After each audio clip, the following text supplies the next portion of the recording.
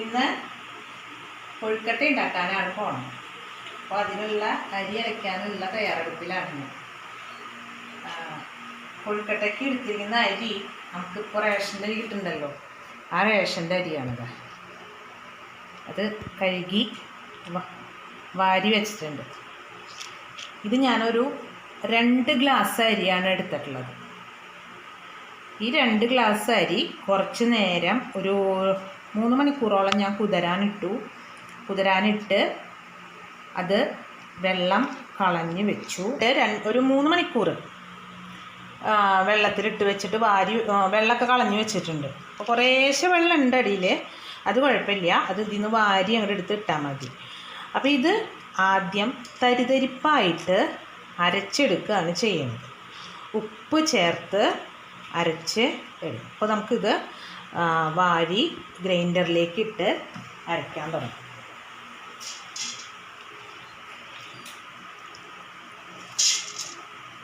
റേഷൻ്റെ അരിയാണെങ്കിലും മണമൊന്നുമില്ല. ചോറൊക്കെ വയ്ക്കുകയാണെങ്കിലും നല്ല ചോറൊക്കെയാണ്.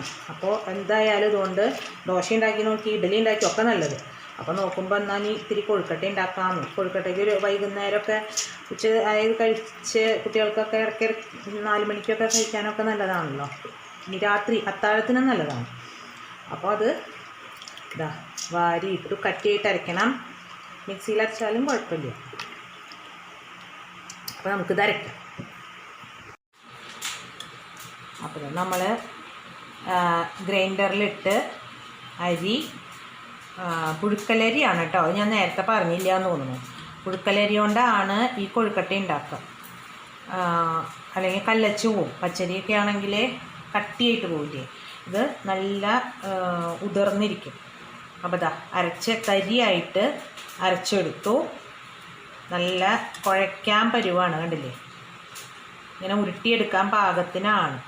ഇനി നമുക്ക് ഇതിലേക്ക് ചേർക്കേണ്ട കാര്യങ്ങൾ, ഒരു ഇത്ര അരിക്ക് ഇപ്പം ഞാൻ നേരത്തെ പറഞ്ഞല്ലോ 2 ഗ്ലാസ് അരിയാണ് അരച്ച് എടുത്തിരിക്കുന്നത്. അതിന് ഞാൻ ഒരു വലിയ നാളികേര, തീരെ ചെറിയ നാളികേരമല്ല, ഇങ്ങനത്തെ ഒരു മുറി നാളികേരവും പിന്നെ ഒരു പിടിയും കൂടി കുറച്ചും കൂടെ ചേർക്കും. അത്രയും തേങ്ങ ഞാനിവിടെ ചിരകി വെച്ചിട്ടുണ്ട്. നാളികേരം നല്ലോണം വേണം, കാരണം നാളികേരത്തിൻ്റെ ഒരു സ്വാദ് നല്ലോണം ഉണ്ടെങ്കിൽ കൊഴുക്കട്ടയ്ക്ക് സ്വാദ് കൂടും, അതിന് ആ ഒരു ഒലർച്ചയും ഒക്കെ കൂടും. അപ്പോൾ ഇതിലേക്ക് നാളികേരിട്ടു. ഇനി വേണ്ടത് ഒരു കുറച്ച് ജീരകം കയ്യിലേക്ക് നേരിട്ടിടുകയാണ്. ഒരു 1 സ്പൂണൊക്കെ ഉണ്ടാവുമായിരിക്കും. ഇത് ഒന്ന് തിരുമ്മിയിട്ട് കയ്യിലിട്ടൊന്ന് നല്ലോണം ഇങ്ങനെ തിരുമ്മിയിട്ട് ഇതിലേക്ക് ഇടുക. എന്താണെന്ന് വെച്ചാൽ അതിൻ്റെ ഒരു മണം പ്രത്യേകമായിട്ട് കിട്ടും. ഇനി വേണ്ടത്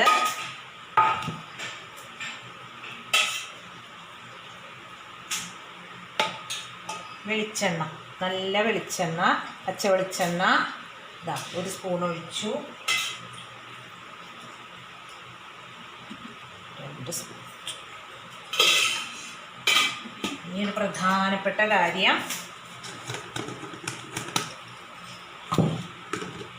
ഉപ്പ്.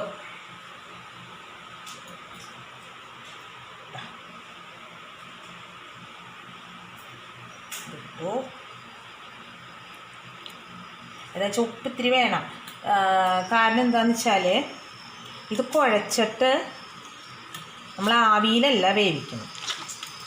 അപ്പോൾ നല്ല ഉപ്പ് ഇത്തിരി തീരെ കുറച്ചിട്ടാൽ പറ്റില്ല. ഇനി ഇത് നല്ലോണം കുഴയ്ക്കാം.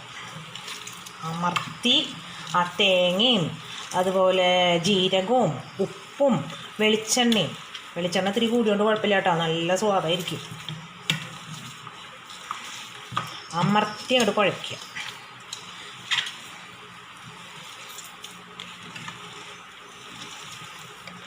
പണ്ടിത് ചെറുപ്പത്തിലൊക്കെ ശിവരാത്രിയുടെ അന്നാണ് ഉണ്ടാക്കുക. വൈകുന്നേരം ചാണൂറിലൊക്കെ കത്തിക്കൽ കഴിഞ്ഞ് ഭസ്മം ഉണ്ടാക്കാൻ അതൊക്കെ കഴിഞ്ഞാൽ സന്ധ്യയ്ക്ക് അപ്പം അതിന് മുമ്പ് തന്നെ അരി അന്നൊക്കെ ആട്ടുകല്ലിൽ അരയ്ക്കുക ചെയ്യാം. എല്ലാവരും കുറേ ആൾക്കാരുണ്ടല്ലോ ഒരു വീട്ടിൽ. ഞാനൊക്കെ താമസിക്കും, ഞങ്ങളൊക്കെ 10-12 പേര് ഉണ്ട് ഒരു വീട്ടിൽ തന്നെ. അപ്പോൾ സന്ധ്യയ്ക്ക് ഈ കൊഴുക്കട്ട ഇതുപോലെ അരച്ചന്നൊക്കെ പിന്നെ വീട്ടിൽ കൃഷിയുള്ളതുകൊണ്ട് കുത്തരിയും ഒക്കെ ഉണ്ട്. ഉരുട്ടി സന്ധ്യയ്ക്ക് അതാണ് കഴിക്കുക. അപ്പം എൻ്റെ അന്നത്തേക്ക് ഒരു വിചാരം എന്താണെന്ന് വെച്ചാൽ ശിവരാത്രിക്ക് മാത്രമേ ഇത് ഉണ്ടാക്കാൻ പാടുള്ളൂ എന്നൊക്കെയാണ് ഒരു ധാരണയായിരുന്നത്. അങ്ങനെ അന്നാണ് ഉണ്ടാക്കുക പ്രധാനമായിട്ട്. അപ്പോൾ ഇതാ ഇങ്ങനെ അമർത്തി നല്ലോണം കുഴച്ച് ഇപ്പം നാളികേരത്തിൻ്റെ ആ ഒരു സ്വാദും ജീരകത്തിൻ്റെ ഒരു മണവും പിന്നെ വെളിച്ചെണ്ണയുടെ ഒരു മണവും ഒക്കെ കൂടി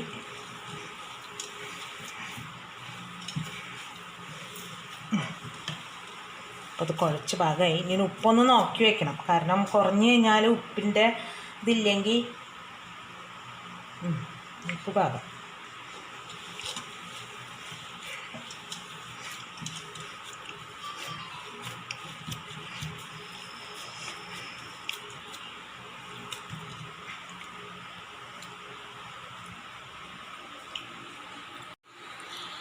അപ്പോൾ മാവ് കുഴച്ച് നമ്മൾ റെഡിയാക്കി വെച്ചിട്ടുണ്ട്. ഒരു 5 മിനിറ്റായി. അപ്പം ഞാൻ ഈ ഒരു പാത്രത്തിൽ, അതായത് കുണ്ടുള്ള പാത്രമല്ല വെക്കേണ്ടത്, വട്ടത്തിലുള്ള പാത്രം വെക്കണം. അതാണ് എൻ്റെ പ്രത്യേകത. അതായത് ഇത്തിരി വായവട്ടമുള്ള ഒരു പാത്രം വെച്ചു. അതിൽ ഒരു ഏകദേശം ഒരു അരപ്പാത്രം വെള്ളവും വെച്ചിട്ടുണ്ട്, ഗ്യാസ് കത്തിച്ചിട്ടുണ്ട്. അപ്പോൾ അത് ഇനി ഒന്ന് നല്ലോണം തിളയ്ക്കണം. അതായത് വെട്ടി തിളയ്ക്കാന്ന് പറയില്ലേ, അങ്ങനെ തിളയ്ക്കണം. അത് തിളയ്ക്കാനായിട്ട് വെച്ചു. ഇനി നമുക്ക് മാവ് അവിടെ ഇരിക്കുന്നുണ്ട്, അത് ഉരുളകളായിട്ട് ഉരുട്ടാം. ഓരോന്നായിട്ട് ഞാൻ അത്ര വലിപ്പത്തിൽ ഉരുട്ടണില്ല, ഇത്രേശം ഈ ഒരു വലിപ്പത്തിലാണ് ഉരുട്ടണത്.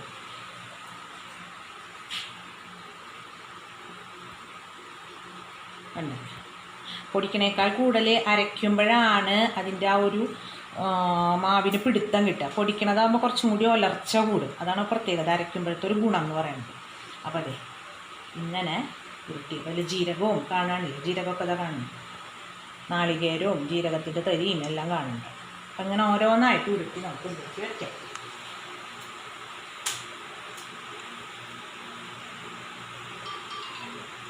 പെട്ടെന്ന് ചെയ്യാൻ പറ്റുന്നതാണ്, വലിയൊരു ബുദ്ധിമുട്ടൊന്നുമില്ല. ഒന്ന് ആ അരി ഇടാനുള്ളതും പിന്നെ നാളികേരം ചിലവ് പണി ഇതൊക്കെ ഉള്ളൂ. അത് എളുപ്പത്തിൽ ഇപ്പോൾ രാത്രിയിലത്തെ ഒരു ഭക്ഷണമൊക്കെ പ്രത്യേകിച്ച് വറവ് വരുമെന്നല്ലാത്തതുകൊണ്ട് വയറിനൊക്കെ വളരെ നല്ലതാണ്. അപ്പോൾ ഒരു അത്താഴത്തിന് എളുപ്പത്തിലൊക്കെ ചെയ്യാവുന്നൊരു ഭക്ഷണമാണ്.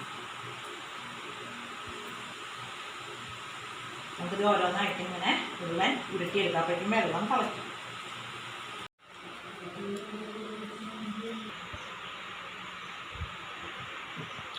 അപ്പോൾ കൊഴുക്കട്ട മുഴുവൻ ഉരുട്ടിക്കഴിഞ്ഞു. 12 എണ്ണം ഉണ്ട്. 12ാമത്തെ ഒരെണ്ണം ഇത്തിരി ചെറുതായിപ്പോയി, ഒന്നും കുഴപ്പമില്ല. ഏകദേശം ഒരു 12 എണ്ണം ഉണ്ട്. ഇനി ഇത് വെള്ളം തിളച്ചു വരുന്നേ ഉള്ളൂ. വെള്ളം നല്ലോണം തിളയ്ക്കുമ്പോൾ ഇടാം, അതിലേക്ക് ഇടാം ഓരോന്നായിട്ട്. വെള്ളം തിളയ്ക്കാണ്ട് ഇട്ട് കഴിഞ്ഞാൽ അലിഞ്ഞു പോകും. അപ്പോൾ നല്ലോണം വെട്ടി തിളയ്ക്കുമ്പോൾ സാവധാനമായിട്ട് ഒരുമിച്ചിടരുത്, ഓരോന്നായിട്ട് ഇട്ട് കൊടുക്കാം. ആ വെള്ളം തിളയ്ക്കുന്ന വരെ ഒന്ന് വെയിറ്റ് ചെയ്യും. അപ്പോൾ അതാ വെള്ളം നല്ലോണം തിളവന്നു, അല്ല കൂടുന്ന തിളച്ചോളൂ. പിന്നെ നമുക്ക് ഇതിലേക്ക് ഓരോ കൊഴുക്കട്ടയായിട്ട് ഇട്ട് കൊടുക്കാം. ഒരെണ്ണം ഇട്ടു, കാരണം ഒരുമിച്ചിട്ട് തിള നിൽക്കും. അപ്പോൾ തിളക്കിൽ നിൽക്കുമ്പോൾ ഇത് അലിയും. അപ്പോൾ ഇത് ഒരെണ്ണം ഇട്ടു, അത് കഴിഞ്ഞാൽ ഇത്തിരി സമയം എടുത്തിട്ട് അടുത്തത് ഇടുക.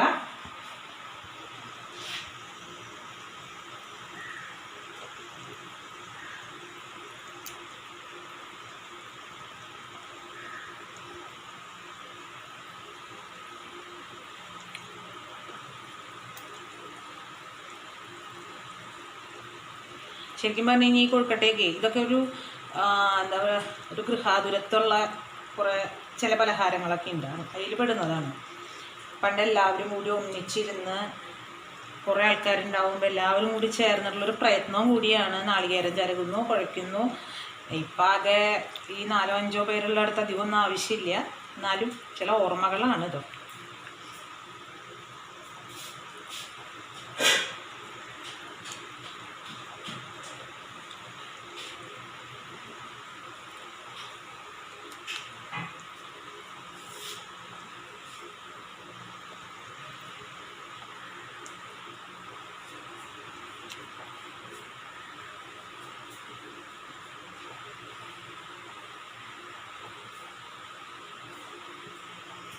അപ്പം എല്ലാ കൊഴുക്കട്ടയും 12 എണ്ണവും ഞാൻ ഇതിലേക്ക് ഇട്ടു. വീണ്ടും തള വരുന്നുകൊണ്ടിരിക്കുന്നുണ്ട്. ഇനി ഇതൊരു 10 മിനിറ്റ് മതി ശരിക്ക്. വേണമെങ്കിൽ ഒരു 15 മിനിറ്റ് കിടന്നോട്ടെ. കാരണം ഇനി ഉള്ളിൽ വെന്തില്ല എന്നുള്ള ഇത് വേണ്ട. പുഴുക്കലരി ആയതുകൊണ്ട്, ഇത് റേഷൻ്റെ അരി ആയതുകൊണ്ട് വേഗം വേവും. എന്നാലും നല്ലോണം വെന്ത് പാകമായിട്ട് നമുക്കൊരു 15 മിനിറ്റ് കഴിയുമ്പോൾ തുറന്ന് നോക്കാം. അപ്പോൾ ഇതൊന്ന് അടച്ചു വെക്കാം. കാരണം നല്ലോണം എപ്പോഴും അടച്ചു വെച്ചാൽ തിളച്ച് പുറത്തേക്ക് പോകും. തുറന്ന് കിടന്നതിൻ്റെ വേവാണ് കുറച്ചും കൂടെ നല്ലത്. അപ്പോൾ 2 മിനിറ്റ് ആ തളയിൽ നല്ലോണം വരുന്നത് വരെ ഒന്ന് അടച്ചു വെച്ചിട്ട് പിന്നെ തുറന്ന് വെച്ചിട്ട് വേവിക്കും. അപ്പോൾ 15 മിനിറ്റ് കഴിയുമ്പോൾ കാണിച്ചു തരും. കൊഴുക്കട്ടയൊക്കെ വെള്ളത്തിൽ കിടന്ന് വെന്ത് നല്ല പാകമായിട്ടുണ്ട്. ഇതാ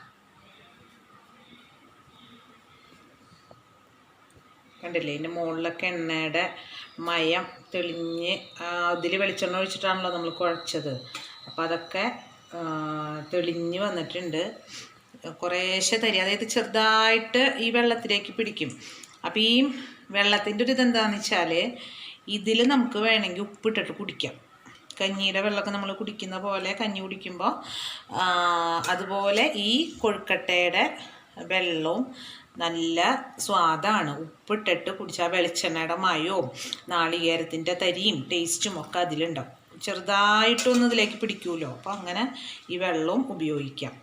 അപ്പോൾ നമുക്കിതൊരു കൊഴുക്കട്ട എടുത്തിട്ട് ഒന്ന് മുറിച്ച് നോക്കാം.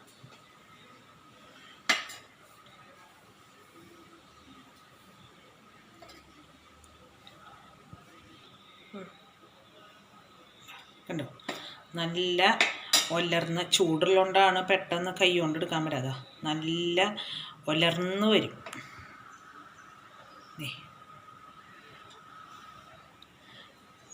കൈ കൊണ്ട് തന്നെ ഇങ്ങനെ ആക്കുമ്പോൾ നല്ല ഒലർച്ചയുണ്ട്. നല്ല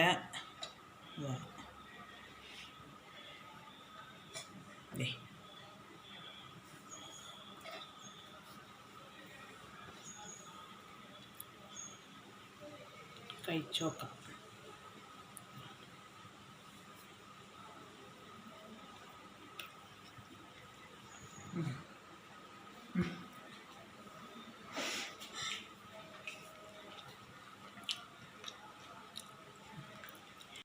ഇതിൻ്റെ കൂടെയുള്ള കോമ്പിനേഷൻ എന്ന് പറയണത്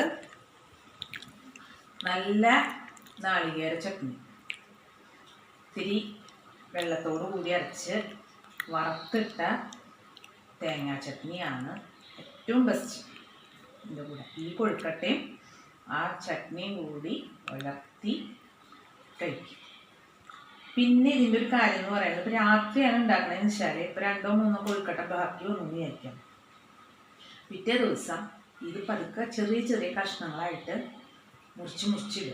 അതായത് ചെത്തിയിടുക. എന്നിട്ട് കടുക് വറുത്ത് ഇട്ട് ഉപ്പുമാവ് പോലെ ഉണ്ടാക്കി അതും കഴിക്കും. അങ്ങനെയും ചെയ്യാറുണ്ട്. പണ്ടൊക്കെ ശിവരാത്രിയുടെ അന്നൊക്കെ, അതാണ് എൻ്റെ ഒരു ഓർമ്മ എന്ന് ഞാൻ നേരത്തെ പറഞ്ഞത്. ശിവരാത്രിയുടെ അന്നാണ് ഇത് ഉണ്ടാക്കുക. അന്ന് രാത്രി ഒരിക്കലൊക്കെ ആകുമ്പോൾ രാത്രി ഇതാണ് കഴിക്കുക. കഴിച്ച് പിറ്റേ ദിവസം ഇതുകൊണ്ട് ഉപ്പുമാവ് ഉണ്ടാക്കി തരും. അപ്പോൾ അങ്ങനെയും ചെയ്യാം. ഇത് ചെത്തിയിട്ട് ചെറിയ ചെറിയ കഷ്ണങ്ങളാക്കി വറുത്തിട്ട് നല്ലോണം മുളകും കറിവേപ്പിലയും ഇഞ്ചിയും പച്ചമുളകൊക്കെ ഇട്ടിട്ട് വറുത്തിട്ട് ഇത് അതിലേക്ക് ഇട്ട് ഇളക്കി, അപ്പോൾ നല്ല ഇങ്ങനെ സ്പൂൺ കൊണ്ട് കഷ്ണങ്ങളാക്കി എടുത്ത് കടിച്ച് വറുത്തിട്ട് അതിൻ്റെ ടേസ്റ്റും കൂടി കഴിക്കാൻ അത് നല്ല സ്വാദാണ്. അപ്പോൾ എല്ലാവരും ഉണ്ടാക്കി നോക്കുക. എളുപ്പമാണ്. ഈ അരി ശ്രദ്ധിക്കണം, പുഴുക്കലരി ആണ് എടുക്കേണ്ടത്. പച്ചരി എടുത്താൽ ശരിയാവില്ല. അത് അരയ്ക്കുകയോ പൊടിക്കുകയോ ചെയ്യാം നമ്മുടെ സൗകര്യത്തിനനുസരിച്ച്. അരക്കുകയാണെങ്കിൽ കുറച്ചും കൂടി ഒരു യോജിപ്പുണ്ടാവും. കിടന്ന അരി നല്ല ഇതായിട്ട് വരും. പിന്നെ തേങ്ങ, ജീരകം, വെളിച്ചെണ്ണ, ഉപ്പ്, ഇത്രയും സാധനങ്ങളെ ഇതിലേക്ക് വേണ്ടൂ. അതിപ്പോൾ ഞാനിപ്പോൾ ഇവിടെ റേഷൻ അരി വെച്ചിട്ടാണ് ഉണ്ടാക്കിയത്. ഉണ്ടാക്കി നോക്കുക, കഴിക്കുക, അഭിപ്രായം പറയുക. എല്ലാവരും ഇത് ഇഷ്ടമായെങ്കിൽ ലൈക്ക് ചെയ്യുക, ഷെയർ ചെയ്യുക, സബ്സ്ക്രൈബ് ചെയ്യുക. Thank you.